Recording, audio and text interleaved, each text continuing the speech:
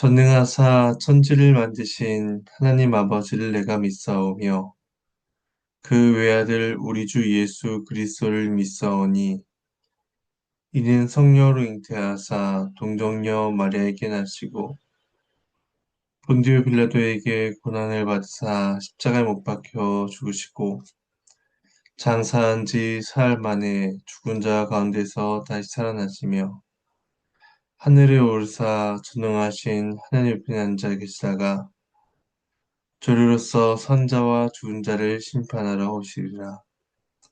성령을 믿사오며 거룩한 공예와 성도가 서로 교통하는 것과 죄를 사해 주시는 것과 몸이 다시 사는 것과 영원히 사는 것을 믿사옵나이다. 아멘. 찬송가 347장 찬송하시겠습니다.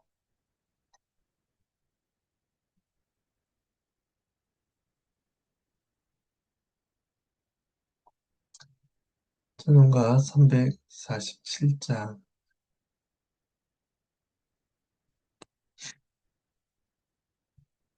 1절과 3절을 찬송하도록 하겠습니다. 찬송합니다. 허락하신 새 땅에 들어가려면 마음의 준비 다하여 힘써 일하세. 여호수아 본받아 앞으로 가세. 우리 거할 처소는 주님 품일세. 앞서가신 예수님 바라보면서 모두 마음을 답하여 힘써 일하세. 여호수아 본받아 앞으로 가세. 우리 거할 처소는 주님 품일세.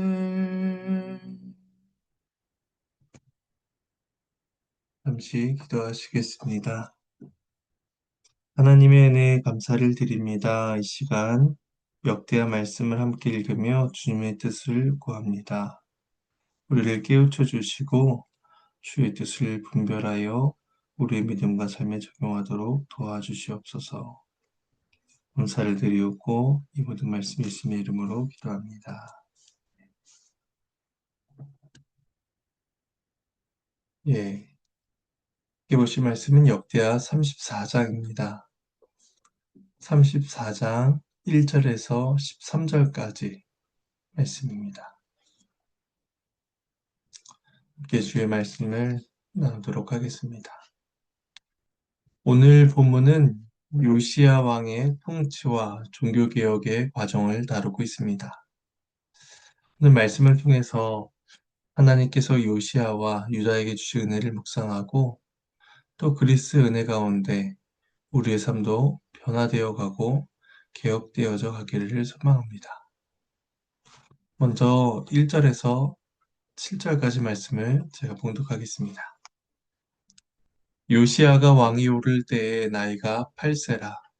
예루살렘에서 31년 동안 다스리며 여호와 보시기에 정직하게 행하여 그의 조상 다윗의 길로 걸으며 좌우로 치우치지 아니하고 아직도 어렸을 때 곧 왕위에 있은 지 8년에 그의 조상 다윗의 하나님을 비로소 찾고 제 12년에 유다와 예루살렘을 비로소 정결하게 하여 그 산당들과 아세라 목상들과 아로새긴 우상들과 부어 만든 우상들을 제거하여 버리매 무리가 왕 앞에서 바알의 제단들을 헐었으며 왕이 또 그 제단 위에 높이 달린 태양상들을 찍고 또 아세라 목상들과 아로새긴 우상들과 부어 만든 우상들을 빻아 가루를 만들어 제사하던 자들의 무덤에 뿌리고 제사장들의 뼈를 제단 위에서 불살라 유다와 예루살렘을 정결하게 하였으며 또 므낫세와 에브라임과 시므온과 납달리까지 사면 황폐한 성읍들에도 그렇게 행하여 제단들을 허물며 아세라 목상들과 아로새긴 우상들을 빻아 가루를 만들며 온 이스라엘 땅에 있는 모든 태양상을 찍고 예루살렘으로 돌아왔더라. 하나님의 말씀입니다. 하나님께 감사합니다. 요시야는 유다에서 여호와 보시기에 정직하게 행한 왕으로 평가받는 이제 마지막 왕이 됩니다. 요시야는 그의 아버지 암몬이 암살당한 후 8세의 왕이 되어 31년간 예루살렘을 다스리는데 조부인 므낫세와 부친 암몬과 달리 여호와 보시기에 정직히 행하고 그의 조상 다윗의 길로 행한 사람이었습니다. 다윗의 길로 행했다라는 표현은 역대기에서 17장의 여호사밧, 29장의 히스기야에 이어서 세 번째로 표현되는 아주 복된 평가다라고 할 수가 있습니다. 게다가 좌로나 좌우로 치우치지 아니하였다라는 이 표현은 율법에 대한 그의 자세가 어땠는가를 보여줍니다. 신명기 17장 20절에서 율법을 가까이 하는 왕은 좌로나 우로나 치우치지 아니하리라 하는 말씀이 있었는데 이것은 요시아가 왕의 규례를 실천한 모범적인 율법적인 왕이었음을 보여줍니다. 요시아는 16세인 제위 8년째에 그 다윗 하나님을 비로소 찾게 됩니다. 그가 어떤 연유로 하나님을 찾기 시작했는지 성경은 기록하진 않고 있습니다. 예를 들어서 요아스 왕 때에 많은 영향력을 끼쳤던 대제사장 여호야다 같은 사람이 언급되지 않고 있는 것이죠. 그런 점에서 요시아가 하나님을 찾게 된 것은 전적으로 하나님의 은혜였다라고 생각할 수 있습니다. 죄로 인하여 멸망을 향해 나아가는 남유다를 긍휼히 여기시기 위하여 하나님께서 오래 참으사 그를 통하여 하나님을 찾게 하신 것입니다. 마찬가지로 우리 역시도 다른 이유로 하나님을 찾지 않습니다. 만약 어떤 다른 목적 때문에 하나님을 찾는 자가 있다면 그런 경우에 자신이 원하는 것을 얻거나 또한 그렇지 못할 경우에 더 이상 하나님을 찾지 않게 됩니다. 하지만 참된 성도들은 그렇지 않습니다. 성도들은 하나님의 은혜에 의해서 그 심령이 변화하여 하나님을 찾게 되었습니다. 창세전 때 하나님께서 우리를 선택하셨고 중생 은혜를 베푸셨고 구원 은혜를 베풀어 주셨기 때문에 우리는 지금 하나님을 찾고 또 구원의 은혜를 경험하게 된 것입니다. 요시야 역시도 하나님께서 그를 통하여서 놀라운 은혜를 베풀어 주셔서 하나님을 찾는 그 은혜 가운데 나가게 됩니다. 이제 첫 개혁운동으로서 그는 유다와 북이스라엘에 있는 우상들을 제거하기 시작합니다. 이것은 통치 12년, 즉 20살 때의 일입니다. 먼저 유다와 예루살렘의 우상을 제거하는 내용이 3절에서 5절 통해서 기술되고 있습니다. 산당, 아세라 목상, 아로새긴 우상, 부어 만든 우상, 이 모든 것들은 하나님을 대적하는 그러한 종류의 우상들을 보여줍니다. 하나님의 신전이 있던 하나님의 성전이 있던 예루살렘에 하나님을 대적하고 모욕하는 온갖 종류의 우상들이 가득하게 된 것입니다. 반세기가 넘는 긴 세월 동안 므낫세와 아몬의 통치로 유다는 영적으로 매우 황폐해진 상태였습니다. 이에 요시아는 적극적으로 이제까지 만들어졌던 그 모든 우상들을 제거하기 시작합니다. 그래요 백성들 역시 바알의 제단 헐고 태양상을 찍고 우상들을 빻아 가루로 만들어 버립니다. 그리고 그 가루를 우상 숭배했던 자들의 무덤에 뿌리고 우상 숭배를 주도했던 거짓 제사장들의 뼈를 묘실에서 꺼내서 그 우상들의 제단 위에서 불살라 버립니다. 이것은 과거 여로보암 1세 때에 선지자를 통해서 하신 말씀이 성취되고 있는 것이었습니다. 열왕기상 1장 2절에 이렇게 말씀합니다.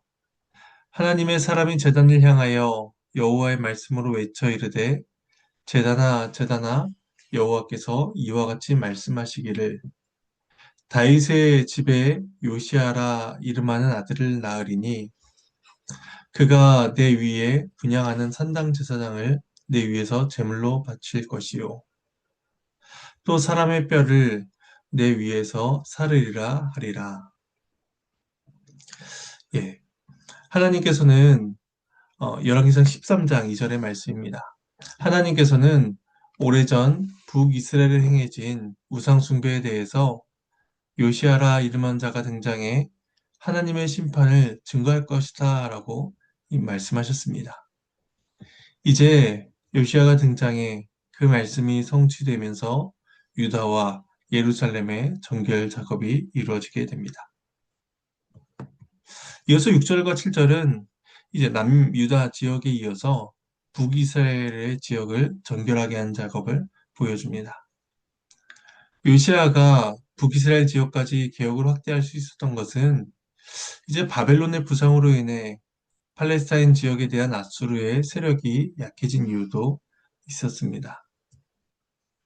그런데 북이스라엘에 대한 정화 작업을 한 까닭은 이제 북이스라엘도 하나님의 언약 백성이다라는 것을 그가 염두하고 있었기 때문입니다.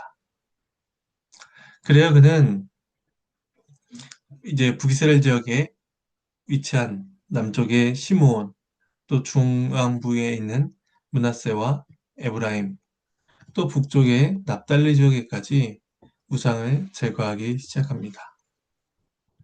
그 중에는 이미 이방인의 침략으로 인해 사면이 황폐해진 성읍들도 있었습니다.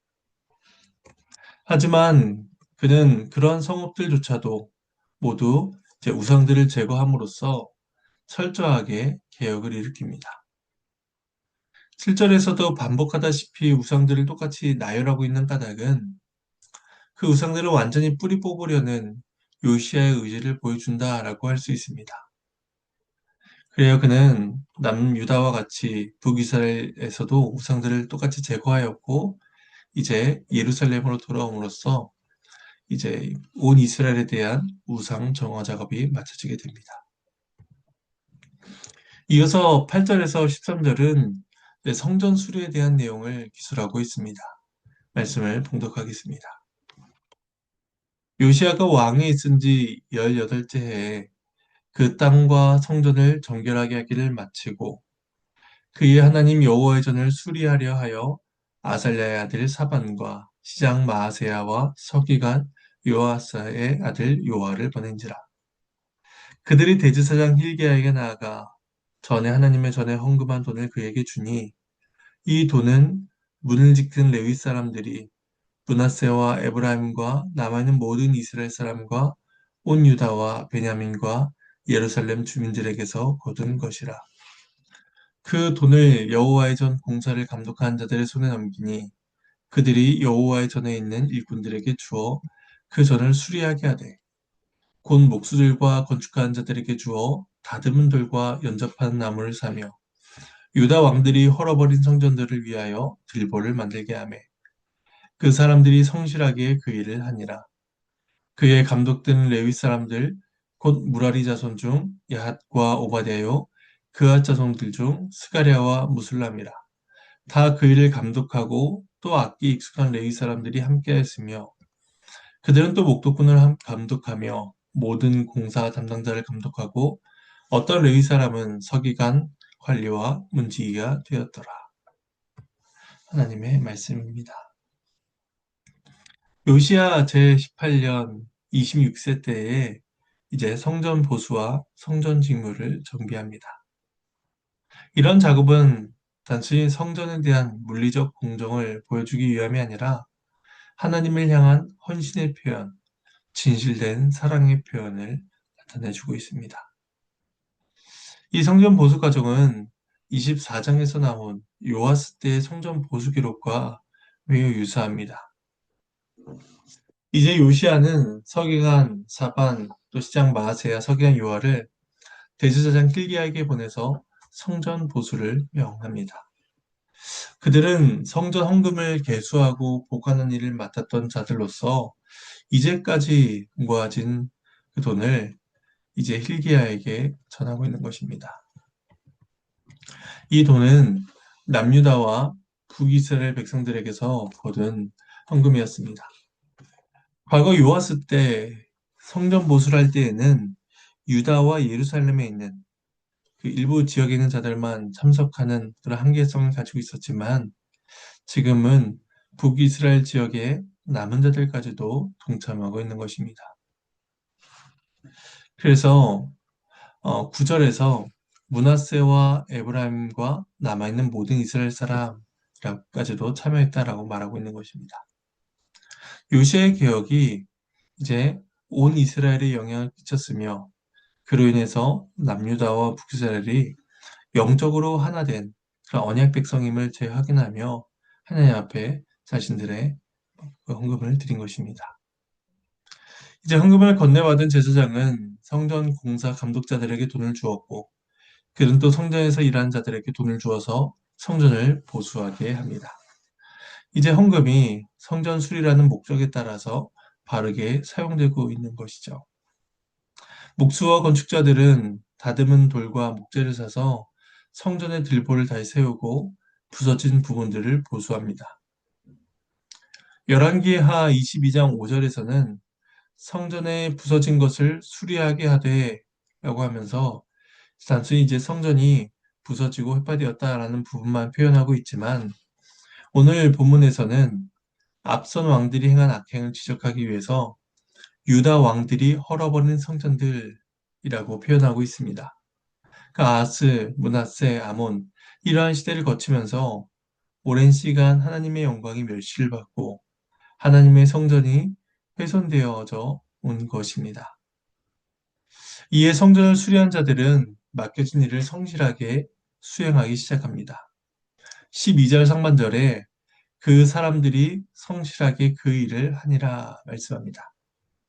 그 병행 부문이 열왕기하 22장 7절에서는 이들의 성실함을 금전적인 면과 관련하여서 그들이 회계 정산을 요구받지 않을 만큼 진실하게 행하였다라고 말씀하고 있습니다.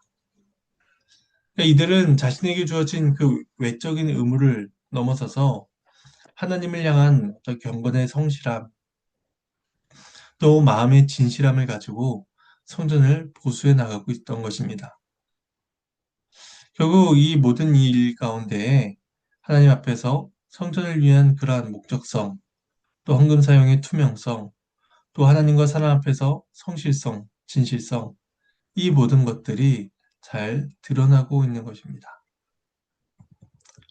이제 마지막 부분인 12절과 13절은 이제 역대기에서만 나온 내용으로서 성전 보수에 있어서 레위인들의 역할을 소개합니다. 저 역대기가 레위인들을 강조하고 있는 까닭은 이제 바벨론 포로에서 귀환한 백성들에게 다윗 언약의 연속성, 또 예배 회복에 대해서 가르쳐 주시기 위함이었습니다. 레위인들의 헌신된 모습을 통해서 언약 백성에게 중요한 것은 물질적인 풍요나 단순히 사회적인 안전이 아니라 하나님을 예배하는 것, 그것이 가장 복되다라는 사실을 가르쳐 주기 위함이었습니다. 이제 레위 감독들로는 무라리와 그앗 자손 중에서 각각 이제 2명이 감독관으로 세워져서 목독군과 모든 공사 담당자를 감독하게 합니다. 그때 목독군이라는 것은 건축자재를 메고 운반하는 그런 짐꾼을 이야기합니다. 그래서 그러한 감독들로서 사람들을 관리 감독하고 또한 레위인 중에서 악기에 익숙한 사람들, 또 레위인 중에서 어떤 사람들은 서기와 관리와 문지기로서 그 일을 담당하게 됩니다. 이처럼 감독관, 또 악기에 익숙한 사람들, 서기, 관리, 문지기 이러한 직무 체계에 따라서 사람들이 편성되고 있는 것은 이제 모세 율법과 또 다윗이 행한 일을 반영하고 있는 것이었습니다. 왜냐하면 율법에 레위 지파는 성막에서 봉사하도록 규정되었고 또 다윗은 그에 따라서 레위인들을 찬양하는 일, 성전 유지하는 일, 각각 필요한 일들을 맡겼습니다. 그런 점에서 이 요시아의 개혁이 하나님의 말씀에 의한 회복이며 또 하나님의 말씀으로의 회복이었음을 우리가 보게 됩니다. 이제 말씀을 정리하겠습니다. 하나님께서는 우리에게 하나님을 찾는 은혜를 베풀어 주셨습니다. 죄를 애통해야 하며 우리 안에 있는 우상 숭배들로부터 돌이켜 영원한 생명이신 하나님께 나아가도록 하신 것입니다. 따라서 이제 우리는 말씀으로 우리의 삶을 개혁해 가야만 할 것입니다. 내가 원하는 부분, 내가 할 수 있는 부분만 개혁해 가는 것이 아니라 나의 삶의 전 영역이 하나님의 말씀의 지배를 받고 말씀으로 변화되어 갈 수 있도록 우리는 주님의 은혜를 구해야 할 것입니다. 오늘도 이 은혜가 저와 여러분에게 있기를 간절히 소망합니다. 주님께서 가르치신 기도로 마치겠습니다. 하늘에 계신 우리 아버지여, 이름이 거룩히 여김을 받으시오며 나라가 임하시오며 뜻이 하늘에서 이루어진 것 같이 땅에서도 이루어지이다. 오늘 우리에게 일용할 양식을 주시옵고 우리가 우리에게 죄 지은 자를 사하여 준 것 같이 우리 죄를 사하여 주시옵고 우리를 시험에 들게 하지 마시옵고 다만 악에서 구하시옵소서. 나라와 권세와 영광이 아버지께 영원히 싸움나이다. 아멘.